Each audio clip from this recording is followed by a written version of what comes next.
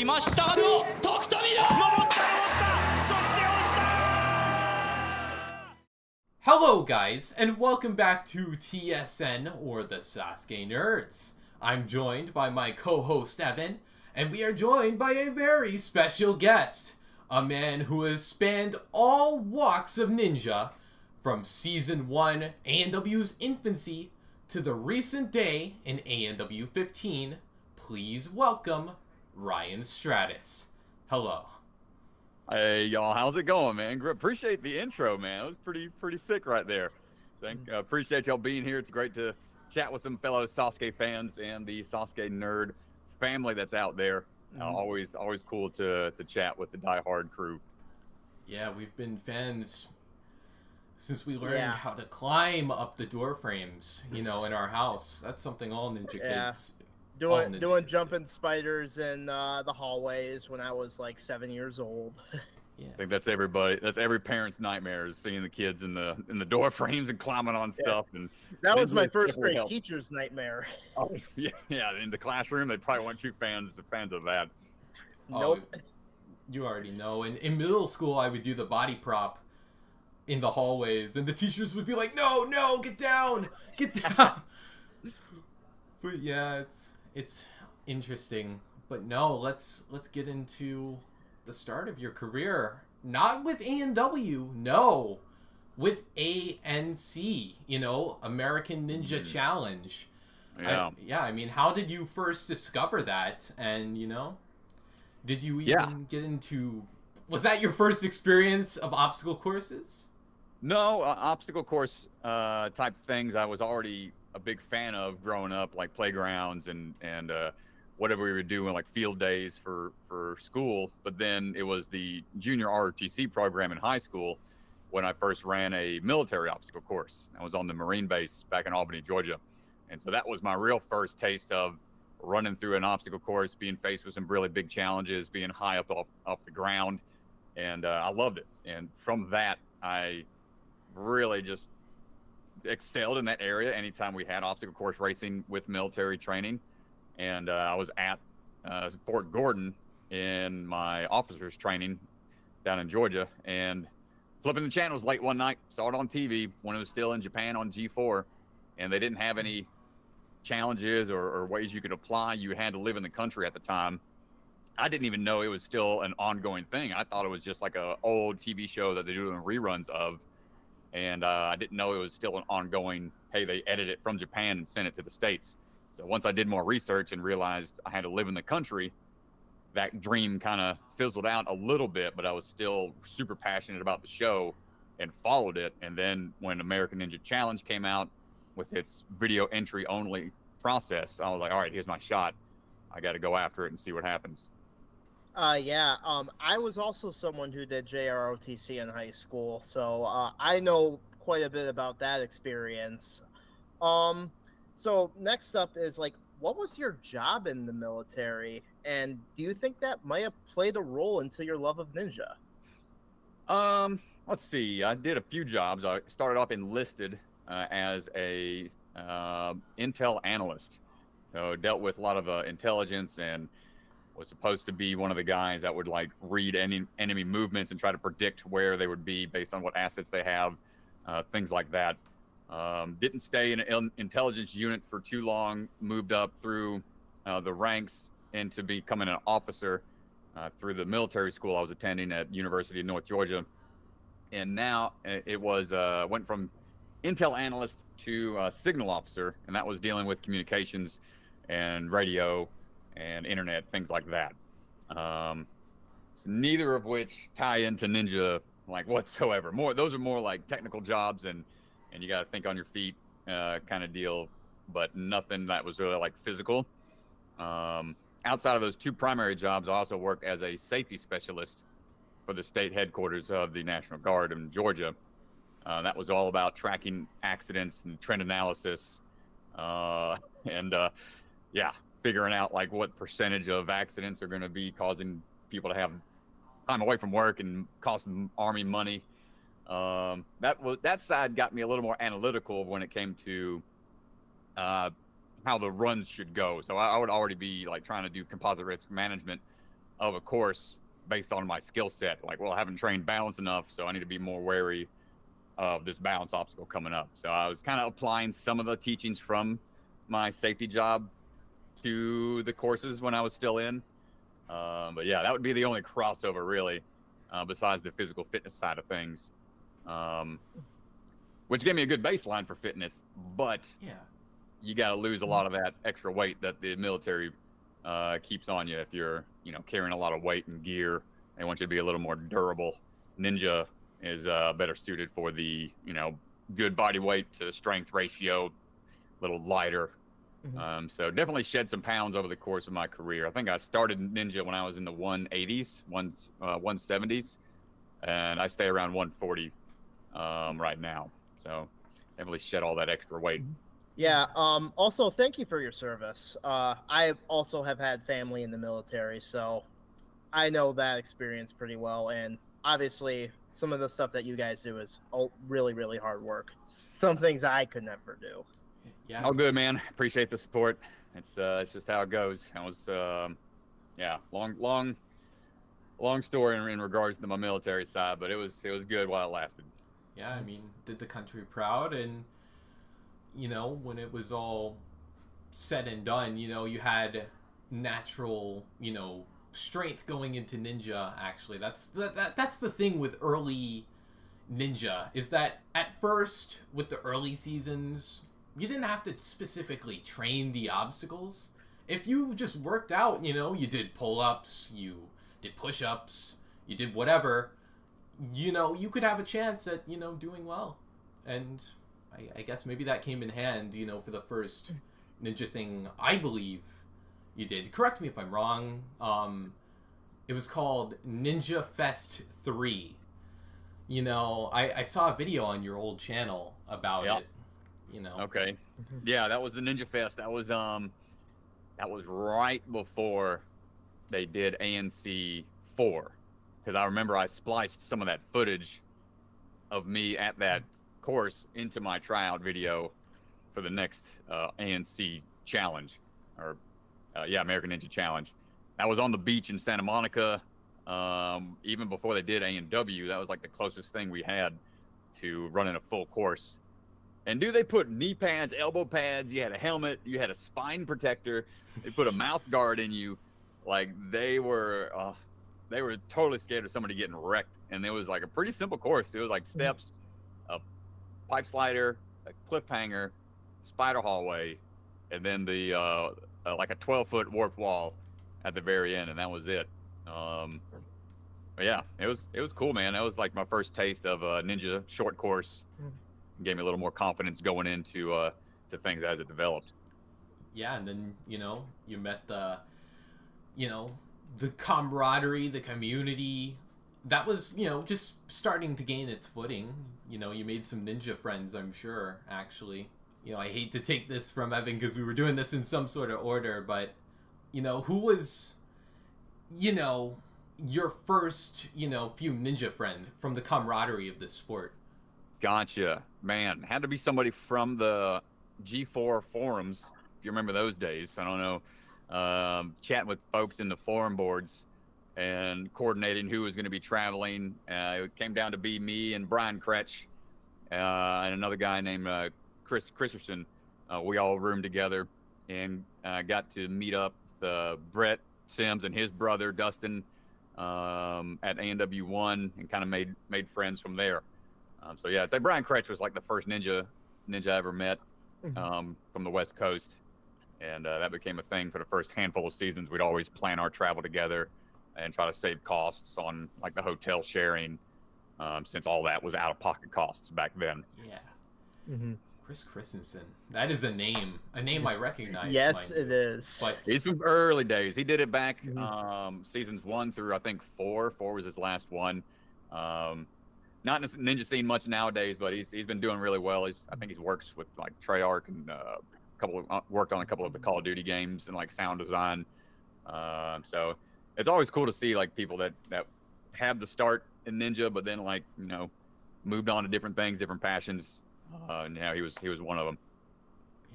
Yeah. That's actually super awesome.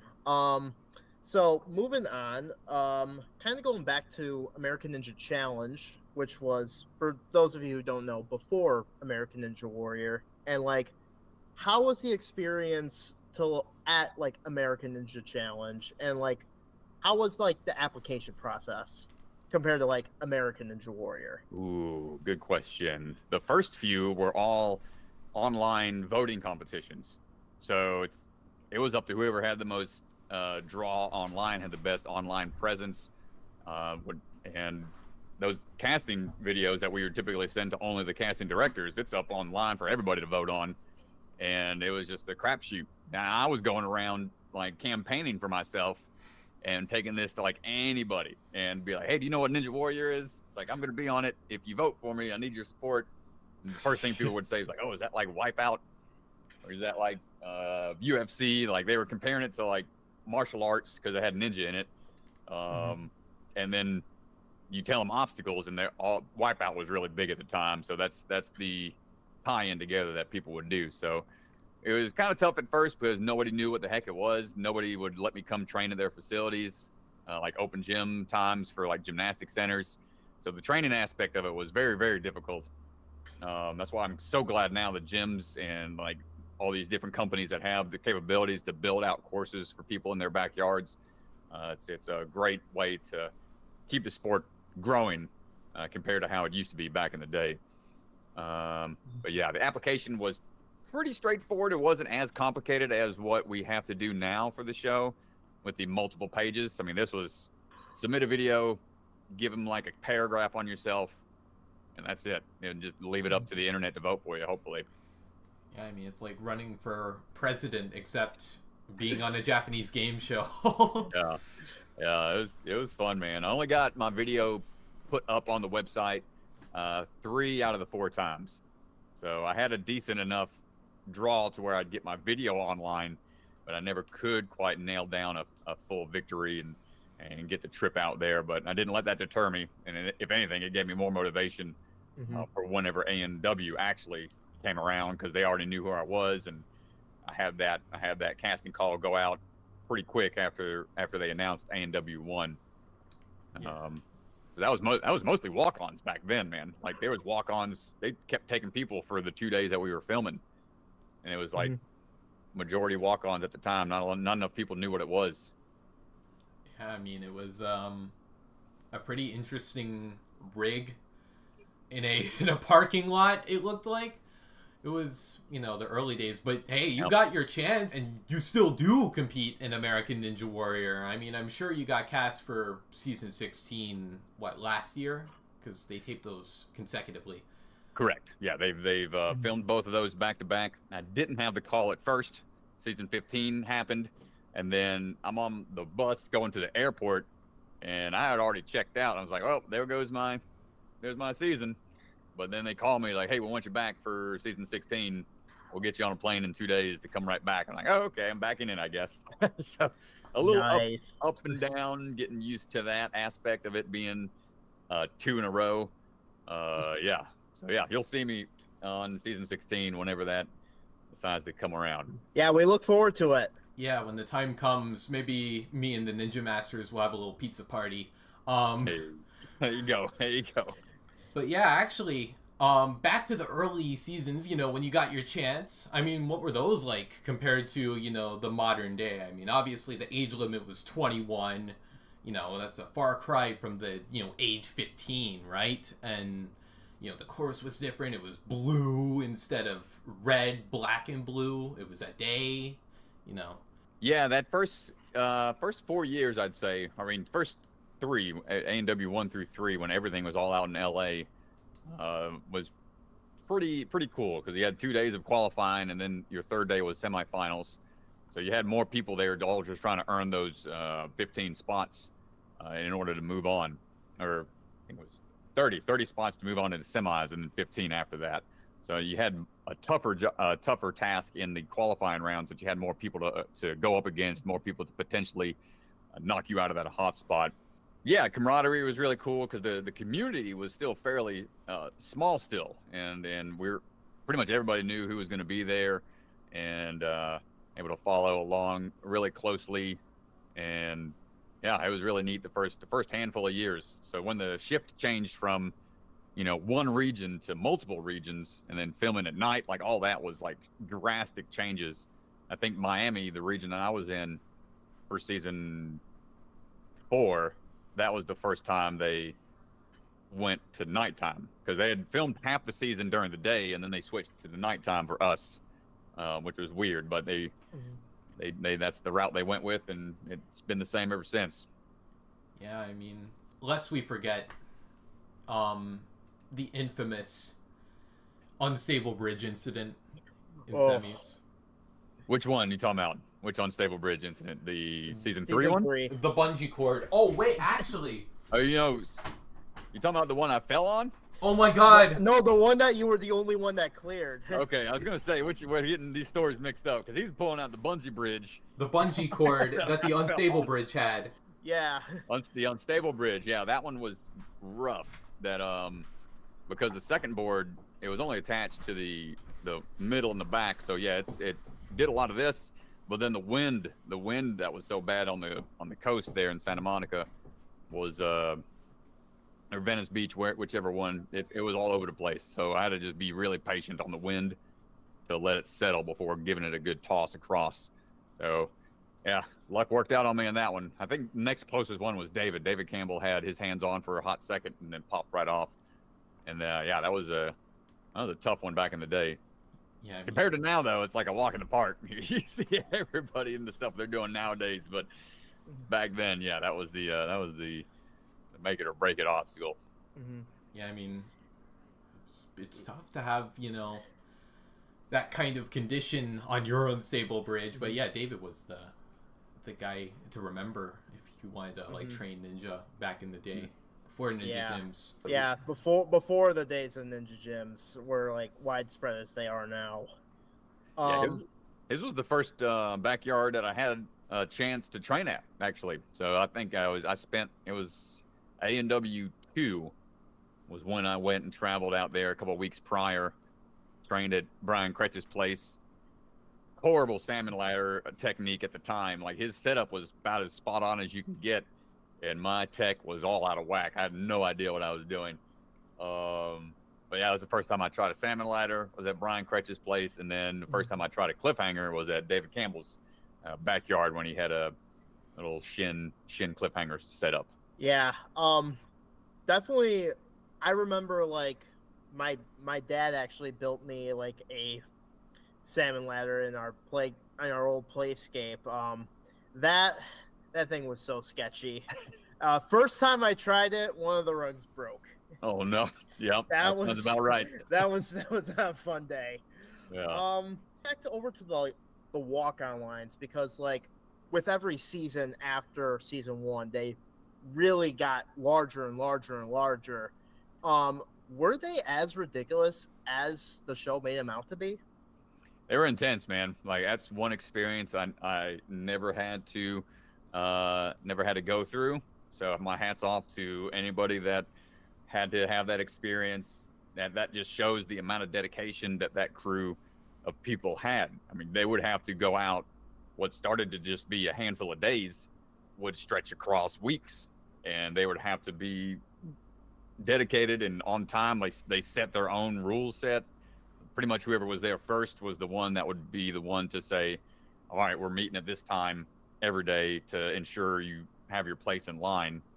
Yeah, I mean, as much as the show, talked about how tough they were, I don't think they ever really could fully explain it as how challenged of a position those athletes had to be in and then still compete. So like people like James was a walk-on guy, James McGrath. We've got Mr. Kavanaugh. He's the king of the walk-on line. Yep. I mean, he did it more than anybody, and went on to have a fairly good ninja career. It's really tough spot to be in, but it just shows again how dedicated the fan base and these athletes are when it comes to trying to get on the show. Yeah, I couldn't imagine waiting, days in line and not even being guaranteed a spot. That's the crazy part. It got crazy in the later years. Yeah, I mean, longest one I think was like a 2.5, maybe 3 week wait people were doing. And then once the I guess to quit that from happening, the show was then like, all right, we're going to do a lottery system. And they got rid of the whole walk-on-line system entirely. I think they only did the lottery maybe 2 seasons, just like a draw on the bucket. You put your name in the bucket and see what happens. So didn't matter what point you showed up at that point. Yeah. Yeah, because like when I was watching season 3 of American Ninja Warrior, there were 2 ninjas that really stood out to me. One of them was you, and the other one was James McGrath, because I really liked the whole story of the sleeping in the van and humble job as an ice cream scooper. Like, really brings me back.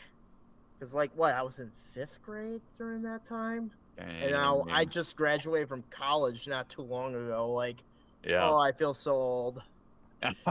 Yeah, time does fly by. Man. And now, there's something I want to ask about, something we haven't had a lot of light shed on, actually. Boot camp. A very divided era of the show. People hate it, people love it.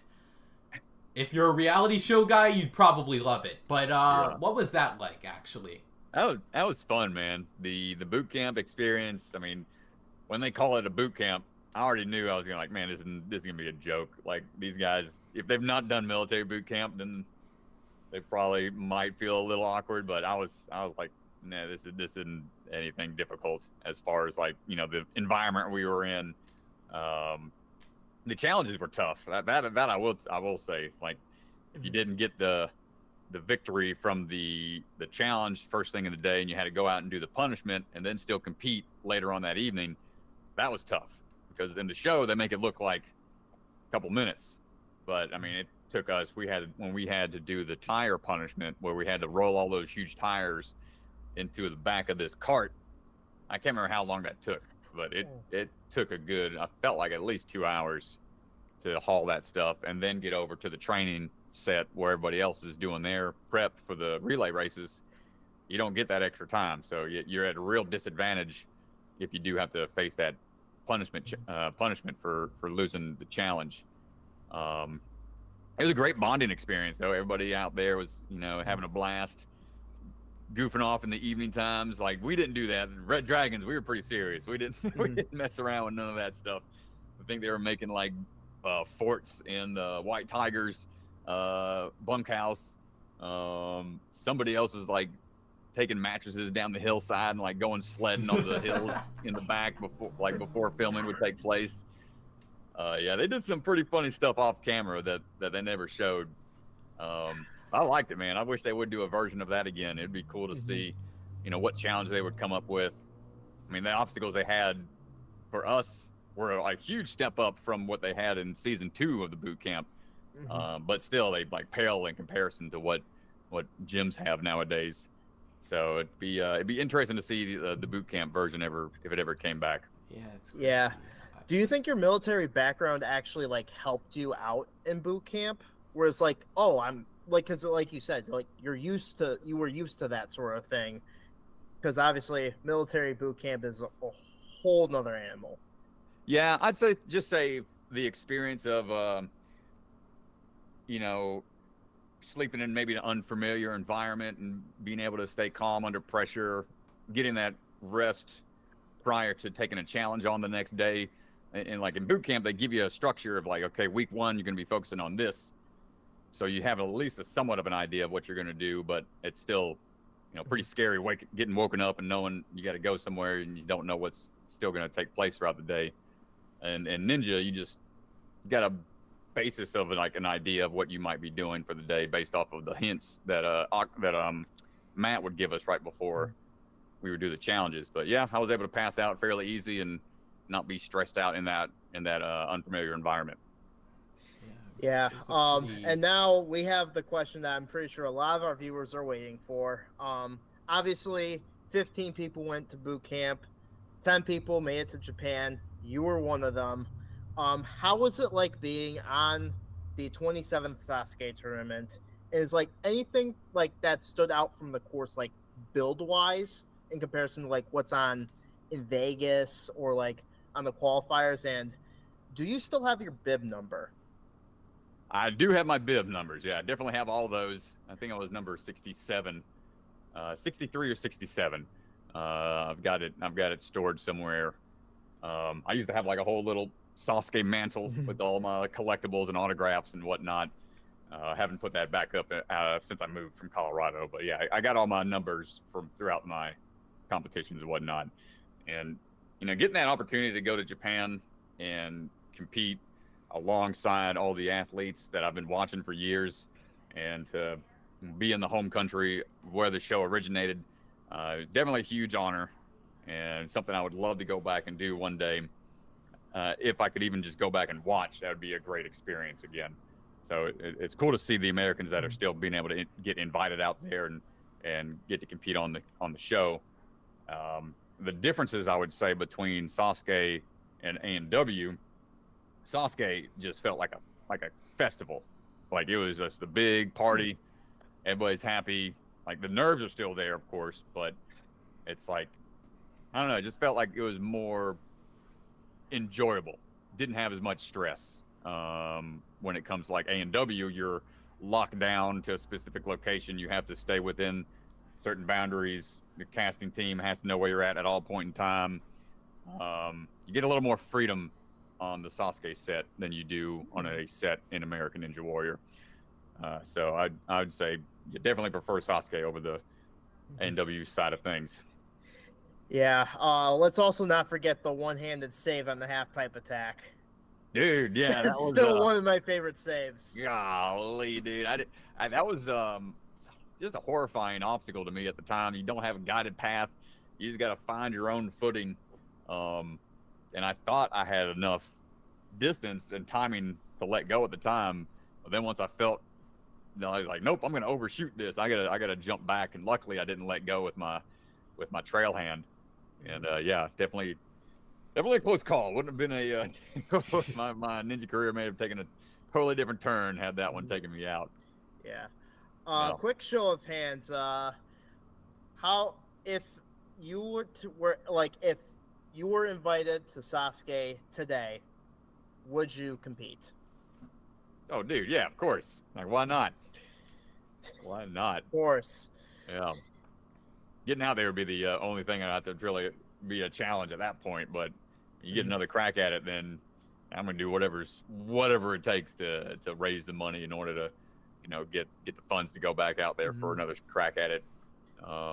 Yeah, so it's such a great vibe, man. The vibe out there is awesome. Like the language barrier didn't even matter because we're sitting here trying to give beta back and forth and share techniques and stuff just by like hand motions, and like we were all trying to figure out the rolling escargot, like what's the best body position you need to be in for it. And there was like no translator. We're just sitting there side by side with the other Japanese athletes, and we're all just talking about body positioning. And that was just fun, man. The connection that the challenge of the course brings is probably one of the things that draws me the most to this community. It's like everybody's trying to excel and be the best version of themselves, and we can all help each other in that. And I wish that kind of mindset would translate more to different areas of the world. Yeah, it's something I've always liked about the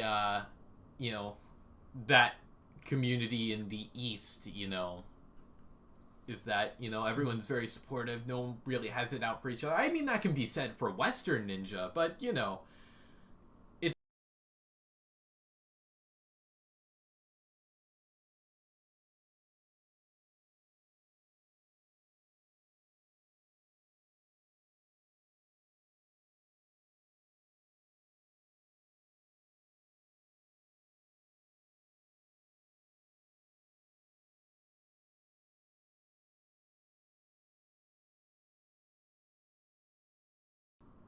I feel like as long as we can keep that spirit of teamwork, even though we're all like racing each other, Yeah. like we're all still trying to beat the course, and I feel like that's the ultimate goal of what it should be about. Is like, hey, identify those weaknesses and then do what you can to improve upon that and share that knowledge when you're in a position you're able to.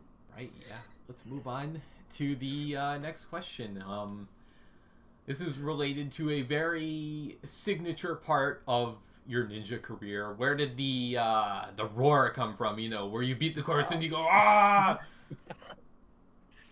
Oh man, the battle cry. That one, probably a mixture of my passion for Dragon Ball Z and just a good way to pop off a course, man. Just I couldn't do the salute anymore. I wasn't in the military, so I didn't. I was doing a salute after I finished a course as like a homage, but since I was out of the military at that point, I felt like the battle cry was a good way to finish it out.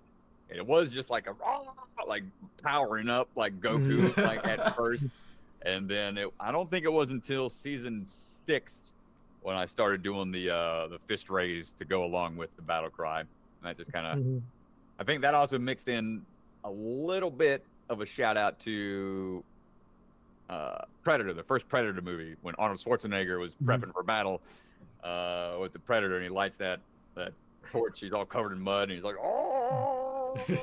Like in the middle of the night as like a battle cry to start the battle. So yeah, that's pretty much the origins of the victory cry, battle cry. Oh man, dude, we're gonna have to grab so much footage. It's gonna be so cool. Yeah. I got some good battle cries. I think season 8 was when that really, I think, cemented that pose and that whole part of my runs, because that was the year I had the shoulder surgery. So that was a gut check of a run that year. So I had to let all that out. That was a much needed battle cry right there. Yeah, that qualifying, what was it, the Philadelphia qualifiers that season? Yeah. That was probably my favorite run of yours, because you had to go through so many difficult obstacles, especially Rolling Thunder, which is absolute hell on the shoulders. It was a very pumpy course, that's for sure. For a qualifier especially, it was pretty pumpy. We were all surprised that the Rolling Thunder there, I mean, it was like upwards of 20-something hand moves to try to get your way down the track to where you could potentially dismount. And it was an awkward, huge, over grip on your hands, so it's eating away at your tendons. It was not the most forgiving or comfortable of number 5 obstacles out there that I've done. Yeah.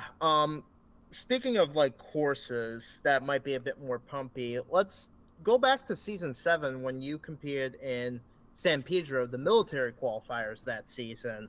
Compared to some of the other qualifiers from what you saw, how was it competing in San Pedro? And do you think the courses were quote unquote harder or pumpy, or something about them that stands out from anything else? Well, the season 7 one for the military special, I actually felt like that course might have been toned down a little bit, since majority of the athletes in that region were first-time competitors. So they were gearing it, I'd say they were gearing that course more towards military side of things, to what they think the service members would be more capable of doing. So the huge cargo net jump hang, I mean, that was a really tiny jump to that net. It was more of the long slope of it, to get through it. That was the more challenging aspect to that one. We had the I-beam cross. That was the big one back then. That was really tough. That threw a lot of people off, because those ledges did get small towards the very end, as you were trying to work your way up for the dismount. And then we didn't have that many. I think we only had one full clear. One or two might have been Dusty. I think. Dusty Rhodes was the first. And there was 2 others that made it to the final climb, but I know I was one of them, and I didn't make it up. The invisible ladder at the time. That one was tough. That was right before my shoulder surgery. So season 7 was when my shoulder was really starting to bug me, leading into that year. So that wasn't my strongest performance in that region. Right. Yeah. Decent obstacles though. Obstacles were pretty fun. I've tried an invisible ladder. It's a really interesting one for sure. One I will never forget. I couldn't imagine attempting it after 9 whole obstacles. That's kind of a tough scenario to be in, right? Super pumpy, man. just being patient, trying to burn through it and going fast. That didn't work, so you'd have to like be real methodical with your approach. I got to do the super invisible ladder season 8 All-Stars against James McGrath. So that was under the tower. That was the 80-foot tower, and we had to go up the invisible ladder there. And that one was crazy. James just destroyed me right out the gate. That guy's insane reach just left me hanging in my harness like, oh, he's way up there. I was like, man, no way I'm catching him. They had to hoist me up the last couple of feet. I was dead. I was dead in the water. There's a reason why they call him the Beast. Yeah, That's true, man. Yep, definitely. James is such a sleeper pick for like amazing ninjas. He can still compete, you know, amazingly with the young generation. It's surprising that the people on the Reddit don't give him a lot of credit, actually. But, you know, it's all the more surprising when he does good, you know? Yeah, it's weird, man. It's just how I think a lot of human nature is. They're going to make their own stories up based on, you know, the couple instances that they see somebody compete and base somebody's persona and competitive future solely based off of that. And, you know, and never try to sell anybody short. I guess that's what I'm trying to say. Don't try to put somebody in a little category based off of a handful of performances. I don't know. I think people are just too quick to judge in that regard. It'd be okay just to be, you know, a little more open and hopeful instead of whatever internet trolls are saying nowadays. Yeah, I mean, you know, I think this is a topic you would understand, but there's a reason why me and a few others say there is no greatest of all time in Ninja Warrior. You know? Because if someone does bad in a course, you know, like if Vance fails in a course and someone beats him, that person that beats him isn't necessarily the best, you know? They're all on kind of an elite tier. They're all amazing athletes. Maybe they just had a bad day. Maybe they just slipped up, you know? And I think that's the fun part about Ninja. It's like a box of chocolates, right? You never know what you're going to get out of a, you know, out of a course. Yeah, I have to agree with you on that, man. It's you've got athletes that are like really consistent performers across the board. And maybe you can argue for that just based off of like stats, but then again, like you never know, like the variability, the amount of things that could happen out on a course keeps things unpredictable. And I feel that's one of the bigger draws to its popularity is how unpredictable these courses can be and the results that you'll get from the athletes. Yeah, like sometimes the competition could just come down to who has the best day. Or like it kind of reminds me of like because I'm a huge sports guy, like if like a random superstar player like has like a day where they only shoot 20% from the field, like obviously that doesn't speak for their entire career. It's just they had a bad game. It happens. Yeah, the bad part of Ninja is like you have one bad season. That's like sometimes that's it. That might be your only shot. And I think that's one of the biggest downsides to the show is like the limited amount of opportunities that you do have to compete. And I'm very fortunate that I've been able to have as many opportunities as I've had. Because I consider myself, you know, right there about average to, you know, slightly above average from time to time, based on my performance and my history. So definitely grateful for all the opportunities that I've had to be a part of the show. I mean, if it makes you feel better, I don't consider you average. I know this is just performance-wise, but if you were on a course with me, you would kick my butt. I'm being real. Same here. All good, man. All good. But yeah, speaking of battles, we're gonna segue right into the next question. I mean, how did the Battle of the Beards start with Brett Sims? I mean, you and Brett probably go back far. You know, you've both been in the sport very, very long. You know, maybe shed some light on that.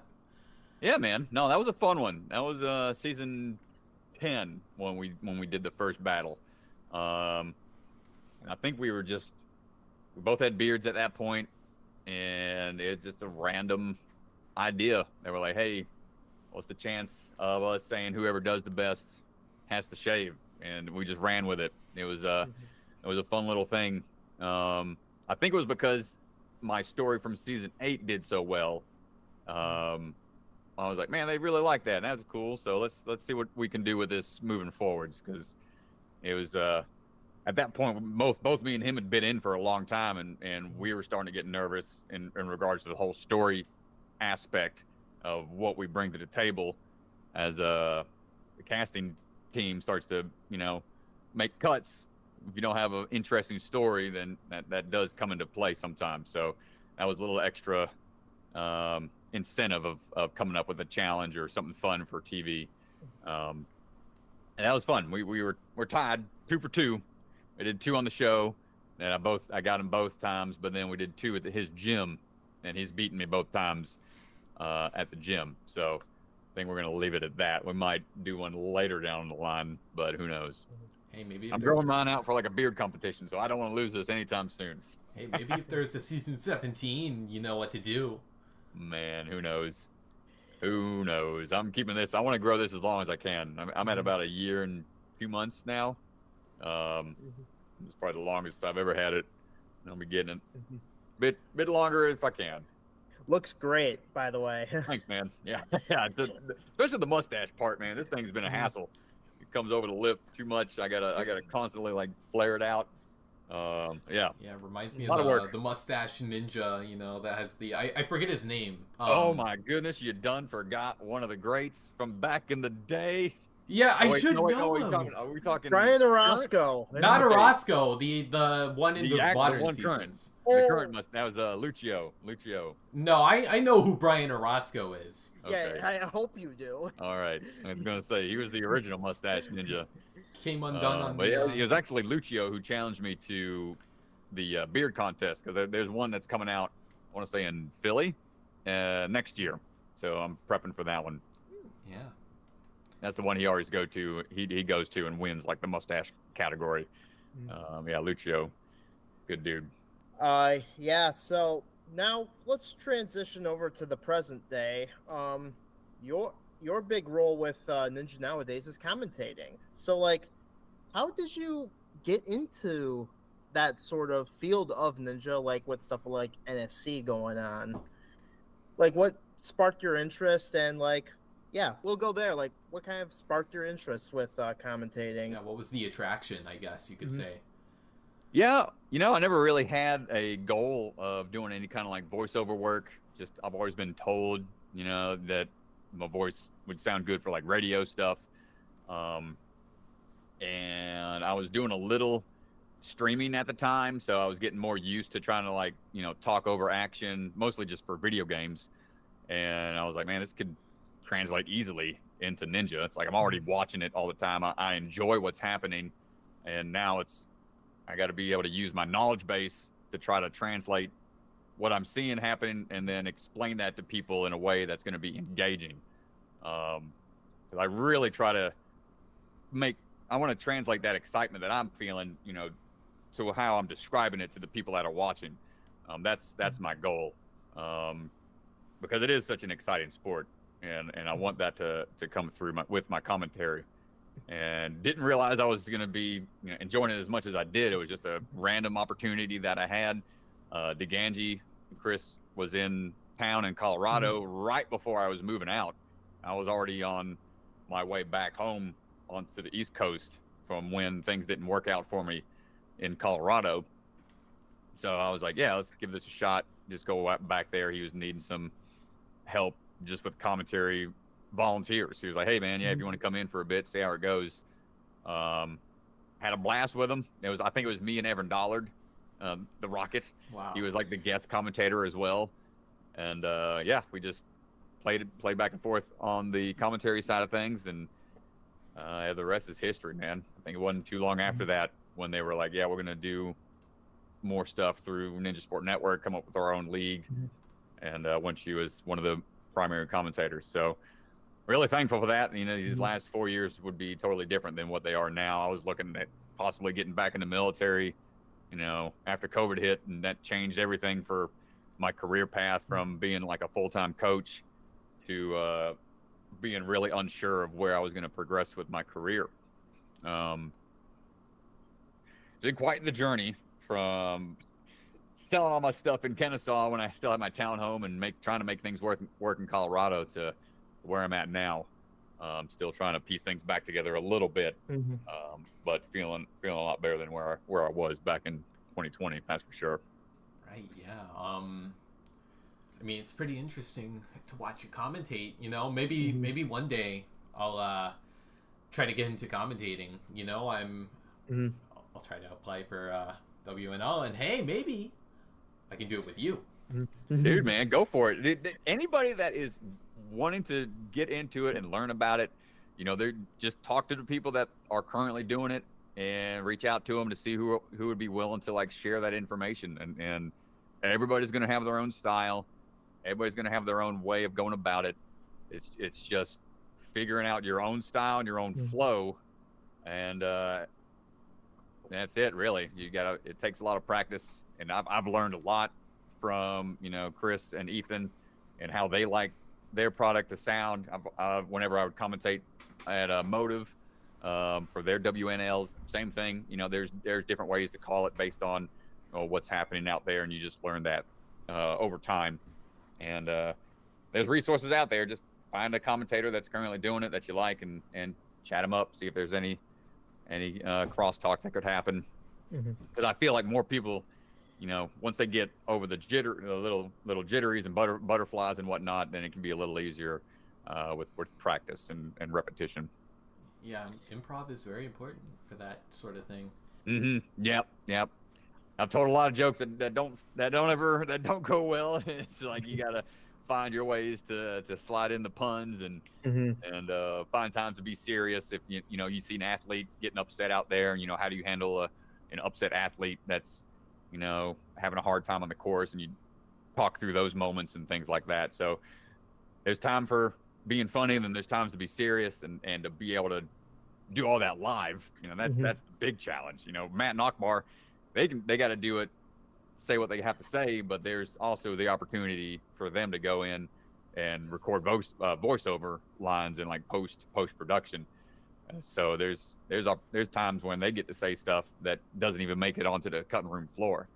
So their side of things just as challenging, but at least they have that opportunity to kind of fix things in post production a little bit. Yeah, we don't get that from the live commentary side of things. Yeah, nope. I'd say my one big thing that I know has always been a concern for that is like getting name pronunciations wrong. Oh yeah. I have to rely on the athletes to, if they know they got a tricky last name, they'll put it in the bio how to say it correctly. They'll type it out, and then other names I'll just either fumble through or try to find that person prior to their run to get some clarification. But that's still one of the areas I know I have to be vigilant on. Name pronunciation. It's especially bad if the competitor's name is foreign. You know, I was doing a documentary on a show, and the guy's name was Satoru Inoue, and I pronounced it Inui, and I said it like 50 times, and I wasn't corrected until the video was done. You know, it's those kinds of mistakes, or you know, like you know, every language is different, and it ties into the name a lot. Like I don't know, Jakob Ingebrigtsen. That's a very prolific sprinter, if you don't know. Yeah, it's tough. But yeah, we have 2 questions left actually, and these are zingers actually. Evan will give us our final question, but for the penultimate one, I mean, what was your most enlightening experience in Ninja? You know, in modern day, commentating, the next generation. I mean, what did you think? Most enlightening experience. That's tough. Let me think on that one for a second. Enlightening. Yeah, take your time. Don't worry. It's it's a big question. Yeah, man. I don't know, man. That's tough. There's been, I mean, every season has its moment of like clarity and trying to figure out where to take things next. Honestly, it was probably season 13 when I didn't get casted. That was probably the most enlightening moment in my career, and realizing that, you know, I took that one season off from season 12 and thought I'd be a shoo-in right away back for season 13. And when that call never came, that was a pretty big wake up for me in regards to, all right, I need to get my actual life back on track and pursuing something outside of a TV show. You know, something I was passionate about for so long, and not having an opportunity or even being told, like, yeah, you're not going to get a shot. And I had to just be there sitting, waiting on, you know, pins and needles if I was going to get that call back. Yeah, when that never came, I was like, all right, I need to start figuring out, you know, what aspect to really start focusing on moving forwards. Because year after year, I'd always rely on competing as like a way to get my next year set up. And once it was not in the picture, it kind of left a void and left me questioning, you know, what had I been pursuing over the last decade and change of my career. So not getting that call back for season 13, when I thought I was definitely going to get a call back, was probably the most enlightening, and something that's changed the course of, you know, how I've developed my career outside of the show and focused more on the leagues and my skill set as a commentator, and trying to produce something a little bit more focused on the community outside of the TV show and what it's all about. Yeah. Yeah. I mean, that's I dig for that one, guys. That was a I felt that one too. Words to live by, you know, from the legend. Yep, absolutely. So, moving into our final question, you've been around this community for so long. What is your all-time favorite ninja memory, or like something that you'll never forget? Ooh, man. There's a couple, man. There's a couple moments. You can share all of them. Right. No, like the first big one was I'll say the first real big one was making it through boot camp, the ninja boot camp season in season 3, and just knowing that I was finally getting an opportunity to compete in Japan. I mean, I came back after the day was done filming. Like, I think I like cried in the shower, just happy tears that I was like going finally. I was like, oh man, I worked so hard for it at the time, and it was such a huge step up from where I was at the year prior to falling on the trampoline in the semifinals to going to Japan. I was really proud of that moment, and that was a pretty important phase of my career. Outside of that, I'd say, you know, seeing Vance win in season 15, him being one of my first students back at Ninja Quest way back in the day, and to have a part in his journey. That's a pretty big moment as a coach, you know. My one regret was I was out there watching for a little bit, but then I went to bed before he even got up, so I didn't get to see him do it in person. So that was probably one of the regrets that I have, not getting to watch him actually do it in person, but seeing him do it on the show. You know, still proud of him, and the fact that I had that piece of his journey as a coach is a cool thing to say I had a piece of. Wow, yeah.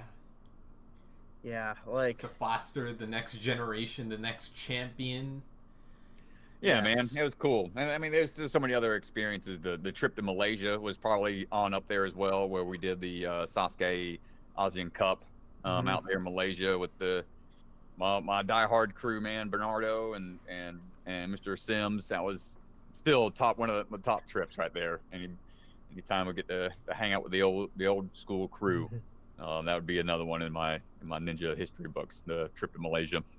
Yeah, that takes us to the end of our questions. You know, thank you, Ryan, for being on. Is there anyone you want to shout out? You know.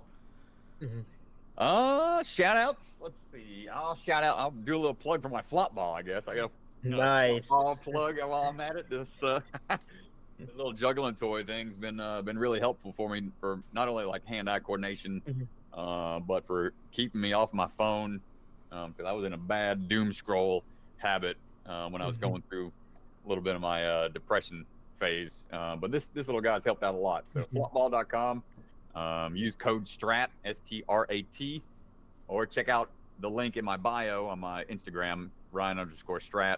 I'll have these up for grabs to help raise money to provide some families that don't have access financially to Ninja. That's the whole goal of this. Try to raise funds for as expensive as our sport's getting. I want to try to provide and give back to the community that may not have access to it. So shout out to Flopball to support me, but also any other nonprofits that are in existence out there. The Rise Up Ninja Foundation from the Northeast, they were the ones that really helped me learn the process of how to start a nonprofit, and they do a great program in their area right now as well, with providing scholarship funds and things like that as well. So I'm going to try to take their format and apply it down here in the Southeast. Right. Yeah, that's great. But yeah, that's the end of the interview. Thank you, Evan, for hosting this with me. Thank you, and Ryan, for being with us for this interview, giving us all this knowledge. That's the most important part of these interviews, honestly, is learning more about the world of Ninja, because, as long as there are people to talk about it, the world of Ninja will always keep on spinning. But yeah, absolutely. Thank you guys so much for watching. Don't forget to like, comment, share, and subscribe, and we'll see you in the next video. See ya!